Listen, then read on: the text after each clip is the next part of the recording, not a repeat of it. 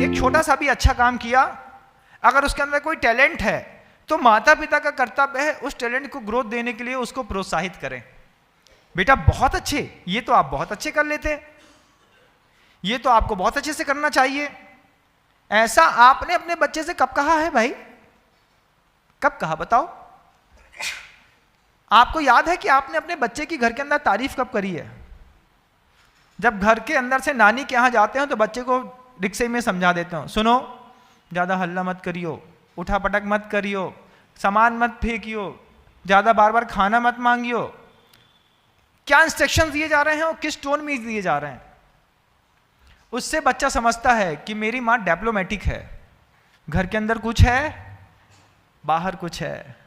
बाहर जिन कारणों से आपको इज्जत मिलती है बंधुओं, घर में उसमें से किसी भी कारण से आपको इज्जत नहीं मिलती। घर के अंदर इज्जत मिलती है सत्वी सुमैत्री का पाठ, वो भाव पैदा करने से बच्चों में छोटी उम्र में पैदा करिए। गुणिसुख प्रमोदम का भाव छोटी उम्र में पैदा करिए। अगर बच्चे ने कोई अच्छा काम किया है, कोई अवार्ड जीत करके आया है, किसी चीज में ग्रोथ करी है, ओलंपियाड का एग्जाम दिया है, तो लोगों को बताइए कि आज हमारे बेबी ने इतना अच्छा कंपटीशन जीत लिया, मम्मा खुश है, पापा खुश हैं, भाई खुश है। इससे उसको प्रोत्साहन मिलेगा। जब आप उसको छोटी उम्र से इज्जत देंगे तब बच्चा आपको बड़ी उम्र में इज्जत देगा। आपने अपने छोटी उम्र में बच्चों को कब इज्जत दी है आप देख लीजिएगा। बच्चे बिल्कुल मुलायम मृदु कोमल मिट्टी के जैसे होते हैं। आपके एक एक दिन के व्यवहार से उनके अंतरंग में परिवर्तन आता है बंधु।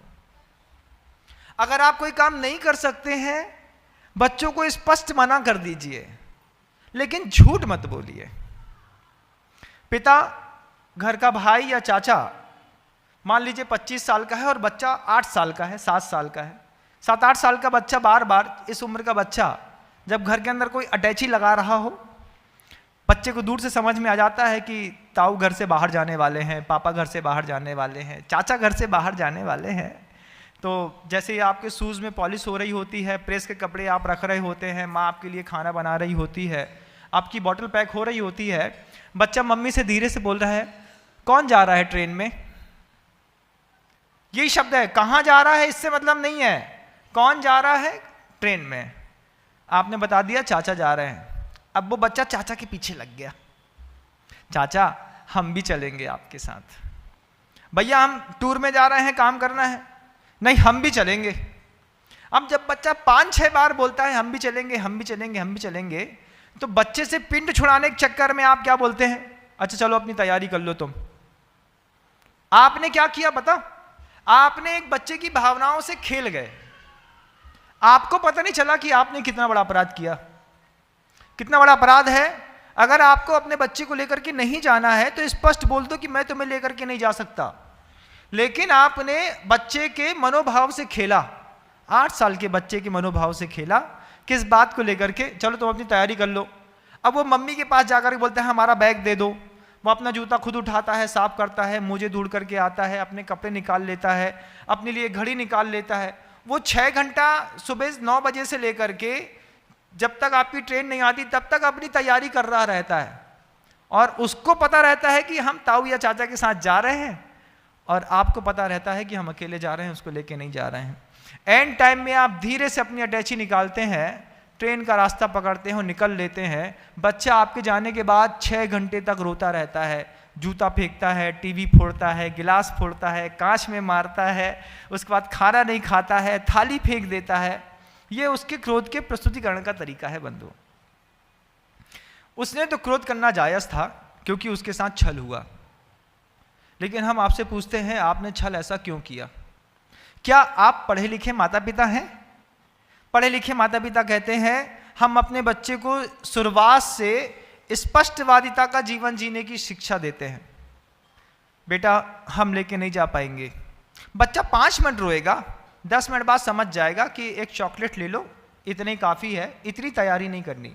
लेकिन जब आप कोई माता पिता, कोई घर का वृद्ध किसी बच्चे के इस तरीके के मनोभाव से बार बार खेलता है तो बच्चा अंदर से टूटता है। किस बात के लिए टूटता है? इस व्यक्ति ने जो मेरे घर के अंदर रहता है मुझे बचपन से दुख दिया है। बच्चे के अंदर धारणा बन गई। बचपन से चाचा से क्या मिला है? दुख मिला है। बचपन से ताऊ से दुख मिला है।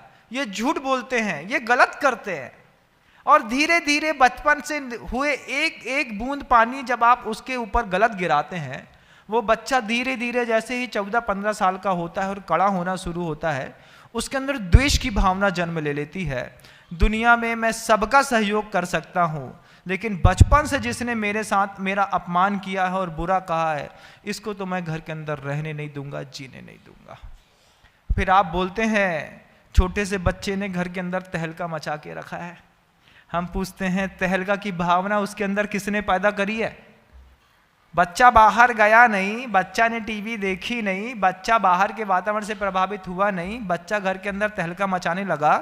तहलका सिखाया किसने उसको? झूठ उसको किसने सिखाया? हमने खुद। लेकिन कैसे सिखाया ये समझ में नहीं आया। मनोविज्ञान है बंधु, छोटे छोटे बच्चों का, चूंकि आज की जो जनरेशन के बच्चे हैं वो स्पीडली ग्रोथ ले रहे हैं। माता पिता को चिंता तो रहती है, लेकिन सही तरीके से लालन पालन नहीं करने के कारण वो बच्चे कहीं ना कहीं और भटक जाते हैं। पिता इतना पैसा कमाता है कि बच्चे क्या पढ़ते हैं, कब पढ़ते हैं, कैसे रहते हैं, पिता को कुछ नहीं पता। गुरुदेव ने एक बार बहुत अच्छी बात किसी पिता से कही थी इसी तरीके अवसाद के वातावरण में, कि बताओ तुम्हारे घर में कौन किसके पीछे, कौन किसके पीछे मतलब?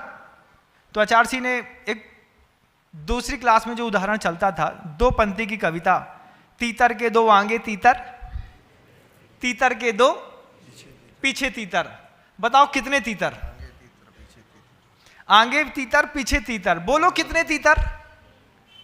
तो कोई बोलता था 4 तीतर, कोई बोलता 5 तीतर, किसी ने कहा 3 तीतर। 3 तीतर कैसे? एक तीतर यहां खड़ा है, 2 आगे खड़े, तीतर के 2 आगे तीतर। फिर आगे वाले तीतर से जोड़ा, तीतर के 2 पीछे तीतर। बताओ आगे तीतर पीछे तीतर, बीच वाले के साथ जोड़ दिया कि इसके आगे भी तीतर है और पीछे भी तीतर है। कितने तीतर? 3 तीतर। तो जैसे बोलते 3 तीतर की कहानी है कि आगे भी तीतर पीछे भी तीतर। गुरुदेव ने पूछा तुम बताओ कि तुम पाप के पीछे भागते हो कि पाप तुम्हारे पीछे भागता है? तुम्हारे पीछे पाप कि तुम पाप के पीछे? तुम्हारे घर की स्थिति क्या है? आपसे भी पूछना चाहता हूं, आपके घर की स्थिति क्या है? आप पाप के पीछे भाग रहे हैं कि पाप आपके पीछे भाग रहा है? महाराज बात समझ में नहीं आ रही, समझा देते हैं। हम तो जानते हैं तुम लोग तो जैसे हो वैसे ही रहोगे, हैं? इतनी सी बात तो पूछ रहा हूं कि तुम पाप के पीछे भाग रहे हो कि पाप तुम्हारे पीछे भाग रहा है? तो बोले महाराज जो घर के बड़े हैं उनके पीछे पाप भाग रहा है, और घर का जो बच्चा है वो पाप के पीछे भाग रहा है। बड़ों के पीछे पाप कैसे भाग रहा है? तो आचार्य कहते हैं 5 चीजें हैं, बड़े उसी में लगे हैं, चाहे मां बहन हो चाहे पुरुष वर्ग हो। पेशणी खंडनी चुल्ली उद्कुंभ प्रमार्जनी पंचसूना गृहस्थस्य तेन मोक्षम न गच्छति। गृहस्थ को मोक्ष क्यों नहीं होता? कि उसके पास 5 ऐसे साधन हैं जिससे वो निरंतर पाप कर्म को अर्जित करता रहता है। तो घर के जो बड़े हैं ये या तो झाड़ू लगाने में लगे हैं तो पाप का अर्जन कर रहे हैं, या तो कूटने पीसने में लगी हैं घर की माँ बहनें तो पाप का अर्जन हो रहा है। चक्की चलती है उसमें कब क्या दर जाए कुछ पता नहीं रहता, उससे पाप का अर्जन हो रहा है। पानी भरने जाते हैं तो वो जो घड़ा होता है वो भी पाप के अर्जन का, हिंसा का एक साधन है। तो ये जो बड़े बड़े लोग हैं इनके पीछे पाप है। क्या है? ये घर की कोई भी क्रिया करते हैं, घर में गृहस्थ रहता है तो पाप कमाता है, पीछे से क्रिया करते हैं जीने के लिए, हाथ में आता है पाप। गृहस्थ के पीछे पाप है और बच्चा किसके पीछे है? पाप के पीछे है। आपने खूब पैसा कमा लिया, बच्चे को दुकान से मतलब नहीं है, बच्चा सीधी गड्डी उठाता है और सिनेमा देखने चला जाता है। बच्चा गड्डी उठाता है, वाइन शॉप पे मिलता है। सुबह सुबह जाता हूँ जंगल तो छोटे छोटे बच्चे अबोध 9वीं 10वीं 11वीं क्लास के सिगरेट उड़ाते हुए दिखते हैं मुझे यहीं पर। मैं कहता ये क्या है? बच्चे पाप के पीछे भाग रहे। आप क्या हैं? आपके पीछे पाप भाग रहा। तो जो बच्चे पाप के पीछे भाग रहे हैं, आपके माता पिता, उनके माता पिता से मैं पूछना चाहता हूं, तुम इतना समय बच्चे को क्यों नहीं देते कि तुम्हारा बच्चा जो पाप के पीछे भाग रहा है तुम उसको वहां से रिवर्स गियर में ला करके रोक सको? क्या तुम्हारे पास बिल्कुल भी समय नहीं है? गुणसुख प्रमोदम की भावना उसके अंदर क्यों नहीं भरी? जब बच्चों को घर के अंदर अपमान मिला तो बच्चा अपने अपमान का बदला सिगरेट के धुएं में उड़ाता है, अहंकार में पीता है। अरे पिताजी चिंता नहीं करते तो क्या हुआ, बहुत इज्जत है हमारी बाहर। तो बाहर वो गुंडा बनता है, बाहर वो मवाली बनता है, दारूखोर बनता है, बाहर वो जुआरी बनता है, बाहर वो शराबी बनता है। घर के अंदर थोड़ा सा प्रोत्साहन मिला होता, घर के अंदर थोड़ी इज्जत मिली होती, तो वो इस तरीके की कभी भी अनीतियों में नहीं गए होते संतानें। और फिर धीरे धीरे इतने बदमाश हो जाते हैं कि घर के अंदर बैठ करके सिगरेट पीने लगते हैं, माँ पिता कुछ नहीं कह सकते।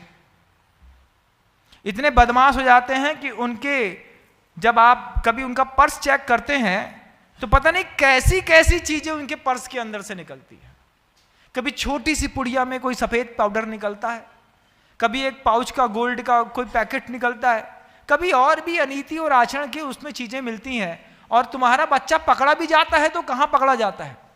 या तो रेड लाइट एरिया में पकड़ा जाता है, दारू खाने में पकड़ा जाता है। उसके लिए जवाबदार कौन है, मैं पूछना चाहता हूं। आपका बच्चा व्यसनी बना, उसके लिए जवाबदार कौन है? आपने घर के अंदर गुणसुख प्रमोदम की भावना कभी पैदा नहीं करी। बच्चे की प्रशंसात्मक चीजों को देख करके माता पिता का पहला कर्तव्य है प्रशंसा करो। आप किसी को बहुत चाहते हैं, चाहने मात्र से कुछ नहीं होता।